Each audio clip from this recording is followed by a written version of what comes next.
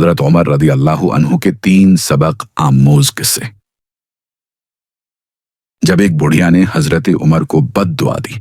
حضرت عمر بن خطاب رضی اللہ عنہ شام کو فتح کرنے کے بعد جب مدینہ روانہ ہوئے تو راستے میں ایک عجیب واقعہ پیش آیا۔ ایک جگہ آپ رضی اللہ عنہ نے پڑاؤ ڈالا اور بقیہ لشکر سے الگ ہو کر آس پاس کے لوگوں کی خبر گیری کو نکلے۔ یہ آپ رضی اللہ عنہ کا طریقہ تھا کہ لوگوں کے حالات جاننے کے لیے راتوں کو خاموشی سے گشت کیا کرتے تھے۔ ایسے ہی ایک گشت کے دوران آپ کا گزر ایک بوڑھیا کے خیمے پر ہوا۔ آپ اس کے پاس چلے گئے اور اس کی خیریت معلوم کی تو بوڑھیا نے آپ سے پوچھا کہ تمہیں امیر المومنین کی کچھ خبر ہے؟ آپ رضی اللہ عنہ نے فرمایا، شام سے صحیح سالم واپس آ گیا ہے۔ بوڑھیا نے کہا، اللہ تعالیٰ اسے میری طرف سے اچھا بدلہ نہ دے۔ یہ سن کر آپ رضی اللہ عنہ نے پوچھا، کیوں؟ کہنے لگی، اللہ کی قسم، جب سے وہ مسلمانوں کا حاکم بنا ہے مجھے اس نے اپنے عطایا میں سے نہ تو 1 دینار دیا نہ ہی 1 درہم۔ آپ رضی اللہ عنہ نے پوچھا، عمر کو تیرے حال کی کیا خبر جبکہ تو یہاں ہے؟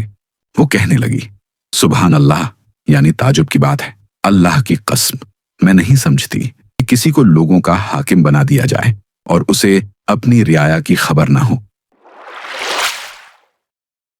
یہ سن کر حضرت عمر رضی اللہ عنہ رو پڑے اور اپنے آپ کو مخاطب کر کے کہنے لگے، افسوس عمر، سب تجھ سے زیادہ سمجھدار ہیں، یہاں تک کہ ایک بڑھیا بھی۔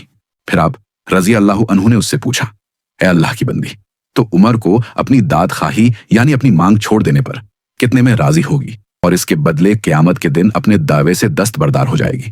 یہ داد خواہی اس روز میرے لیے دوزخ سے چھٹکارے کا پروانہ ہوگی۔ بڑھیا کہنے لگی، اللہ آپ پر رحم کرے، آپ میرے ساتھ مذاق نہ کریں، بھلا آپ ایسا کیوں کہہ رہے ہیں؟ آپ رضی اللہ عنہ نے فرمایا، میں مذاق نہیں کر رہا۔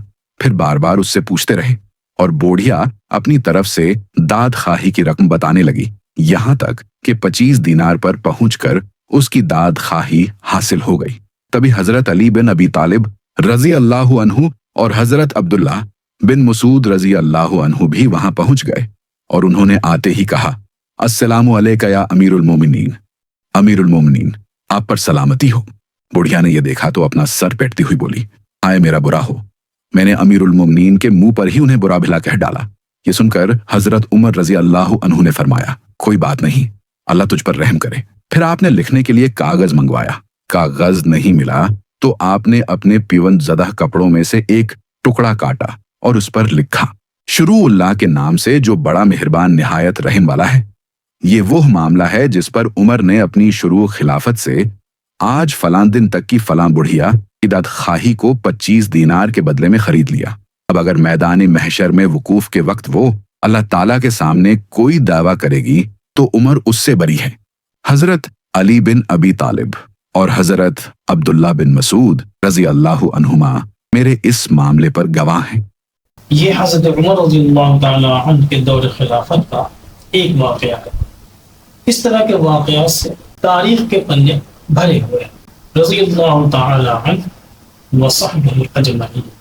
سبق: جب حاکم عمر بن خطاب جیسا ہو تو رعایا میں عمر بن عبدالعزیز جیسے لوگ پیدا ہوتے ہیں۔ واللہ الموفق للصواب، صحیح راستے کی توفیق صرف اللہ دیتا ہے اور وہی اجر دینے والا ہے۔ حضرت عمر رضی اللہ عنہ اور ایک یہودی کو انصاف۔ ایک دن ایک یہودی شخص دربار خلافت میں حاضر ہوا۔ اس نے کہا، اے امیر المومنین، ایک مسلمان نے میری زمین پر قبضہ کر لیا ہے۔ حضرت عمر نے نہ یہودی کا مذہب پوچھا نہ شکل دیکھی، بس اتنا کہا، تحقیق کرو، حق کس کا ہے؟ تحقیق ہوئی اور بات ثابت ہو گئی، زمین یہودی کی تھی۔ حضرت عمر رضی اللہ عنہ نے زمین یہودی کو واپس دلوائی اور مسلمان کے لیے جو سزا تھی وہ مقرر کی گئی۔ یہودی نے جب یہ معاملہ دیکھا تو حیرت سے بولا، اب میری سمجھ میں آ رہا ہے کہ تم لوگوں کو دنیا میں کس چیز نے بڑا بنایا، تمہارے انصاف نے ہی تمہیں عزت و مرتبے کے اس مقام پر بیٹھایا ہے۔ سبق: انصاف میں مذہب، ذات یا حیثیت کی کوئی جگہ نہیں ہوتی۔ حق کا ہمیشہ حق ہی رہتا ہے، چاہے وہ کسی مسلمان کا ہو یا غیر مسلم کا۔ حضرت عمر رضی اللہ عنہ نے عملی طور پر دکھا دیا کہ اسلامی انصاف ہر انسان کے لیے برابر ہے۔ جو حاکم اپنے دشمن کو بھی انصاف دے وہی اللہ کی نظر میں سچا رہنما ہوتا ہے۔ हजरत उमर रदियल्लाहु अन्हु और लिबास पर सवाल। एक दिन हजरत उमर रजी अल्लाहु अन्हु मिंबर पर खड़े थे, लंबा खुतबा दे रहे थे। उनके बदन पर एक नया लंबा कपड़ा था। एक आदमी उठ खड़ा हुआ, उसने कहा, ए उमर, हमें बताओ ये लंबा कपड़ा तुम्हें कैसे मिला? ज़कात के कपड़े तो सबको थोड़े थोड़े दिए गए थे। मजलिस में सन्नाटा छा गया। हजरत उमर रजी अल्लाहु अन्हु ने कुछ नहीं छुपाया, अपने बेटे अब्दुल्लाह बिन उमर को आवाज दी और कहा कि जवाब दो। अब्दुल्लाह रजी अल्लाहु अन्हु ने कहा, मैंने अपना हिस्सा अपने वालिद को दे दिया था ताकि वो पूरा लिबास बना सके। हजरत उमर ने फरमाया, अगर मैं जवाब ना देता तो तुम्हारा सवाल मुझ पर भारी होता। सबक, हुकूमत करने का मतलब ये नहीं कि हाकिम सवाल से ऊपर हो जाए, बल्कि असल हाकिम वो है जो जवाबदेह हो, जो खुद पर भी वही उसूल लागू करे जो दूसरों पर करता है। हजरत उमर रजी अल्लाहु अन्हु ने दिखा दिया कि इंसाफ का मतलब है जवाबदेही। अगर अवाम सवाल करें तो हाकिम को सफाई देने में शर्म नहीं करनी चाहिए। वमा अलैना इल्लल बलाग। वो सजदों के शौकीन गाजी कहाँ है, ज़मीं पूछती है नमाजी कहाँ है, ज़मीं पूछती है नमाजी कहाँ है।